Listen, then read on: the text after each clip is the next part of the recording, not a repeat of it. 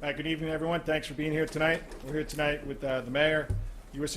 Attorney from the Southern District, Jeffrey Berman, the FBI Assistant Director, New York Office, Bill Sweeney, and John Miller.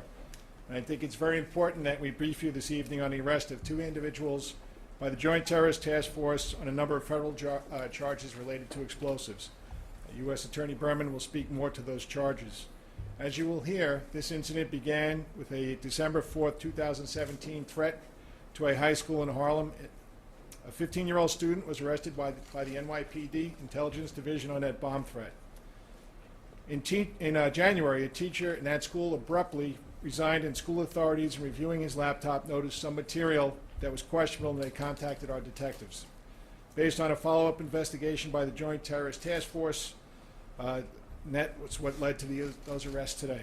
Deputy Commissioner John Miller will provide some additional information about this investigation. However, this case is in its very early stages, and there is much detail we cannot provide. So basically, as usual, this is preliminary information. I'm going to take a few questions at the end of this, but again, just to let you know, we can't go into too much detail. Mr. Mayor? Thank you very much, Commissioner. Commissioner, I want to thank everybody at the NYPD, and I want to thank our federal partners for their great work. Once again, the brave men and women of the NYPD and of the FBI have done extraordinary work, and in this case, likely saved many, many lives. And I want to thank them on behalf of all New Yorkers. I also want to say that the staff at the school did something very important. Their work was crucial here as well. I want to thank them for their vigilance and their diligence and the smart work they did in immediately alerting law enforcement. This is a moment to remind all New Yorkers, to remind everyone, that the idea that if you see something, you say something is more pertinent than ever. We get daily reminders of the threats arrayed against us. But what we're seeing here in this case already is some good people stepped forward with information, and that information was crucial to law enforcement. So I just want to urge everyone, if at any moment, no matter where you are, no matter what you're doing, you have information that you find unsettling, you see something suspicious, come forward to law enforcement, because you never know if that might not be the moment when you help to save a life. I will only say, and this is another example also of the very close working relationship between the NYPD and the FBI, the City of New York, and our federal partners. This relationship has grown and grown over the years. It is part of what keeps all New Yorkers safe. We have to be clear at this moment, even though this was an unsettling case, and you'll hear the details.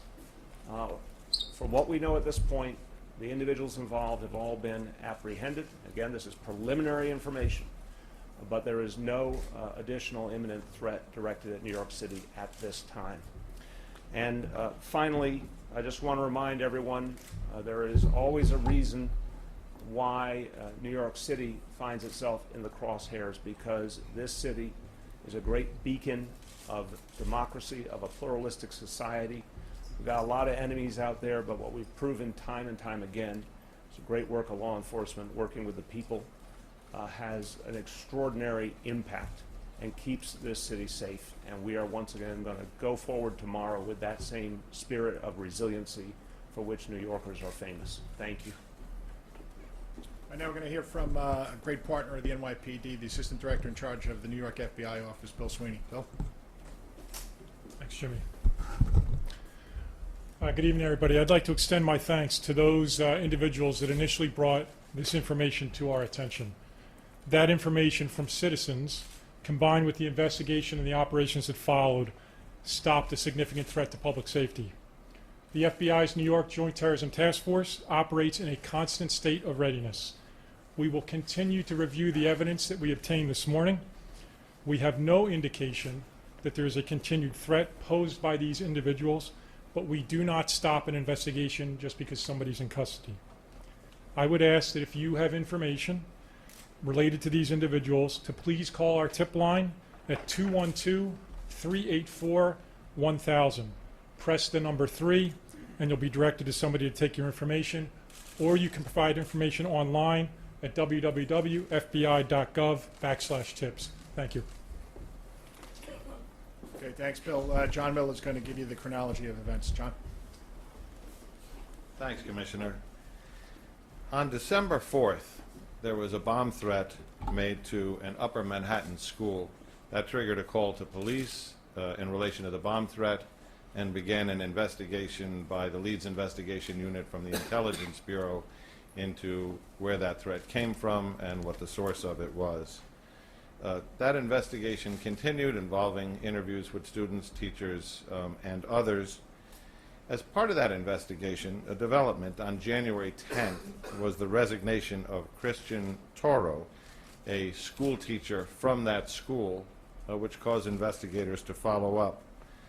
2 days after that, Christian Toro's brother, as outlined in the complaint, turned in a Department of Education laptop that had been assigned to Christian Toro while he was a teacher to the Board of Education.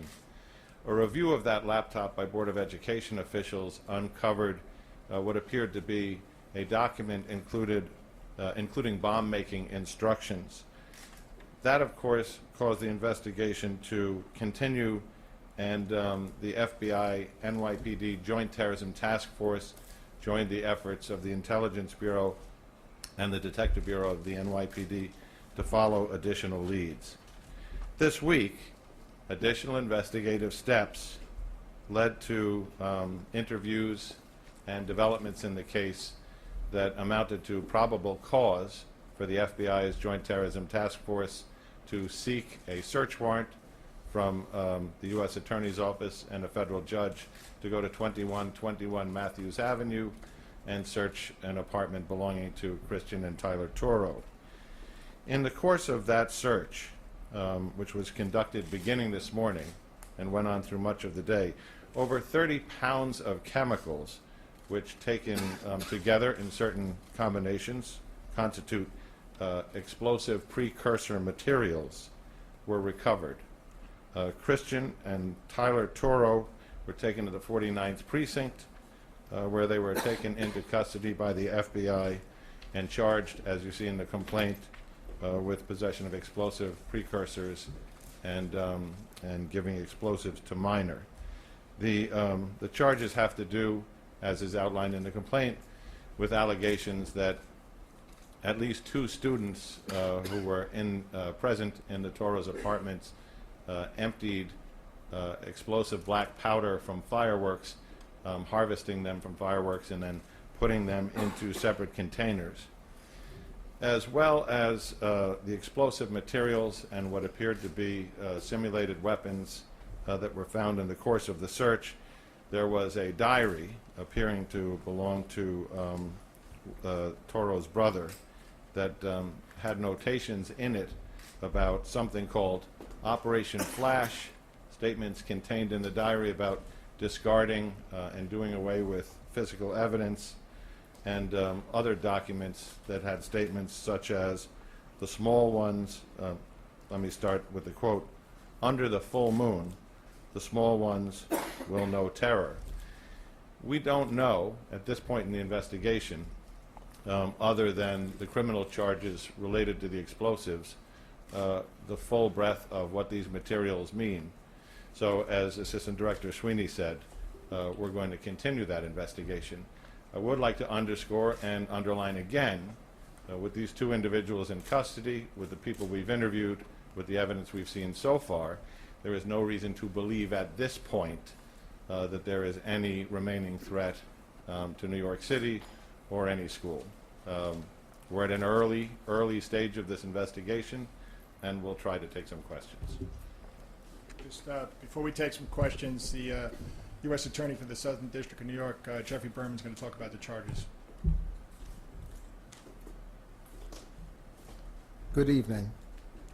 Earlier today, members of the New York Joint Terrorism Task Force arrested Christian Toro and Tyler Toro in the course of a search of their residence in the Bronx.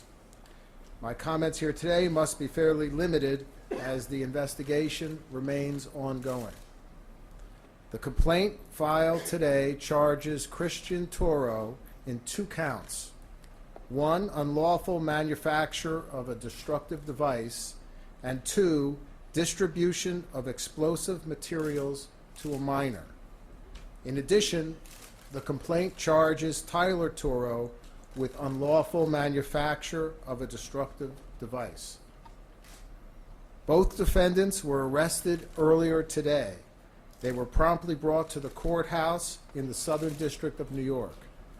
Earlier this evening, both defendants were presented on the complaint before United States Magistrate Judge Deborah Freeman, at which time they were assigned counsel and pleaded not guilty.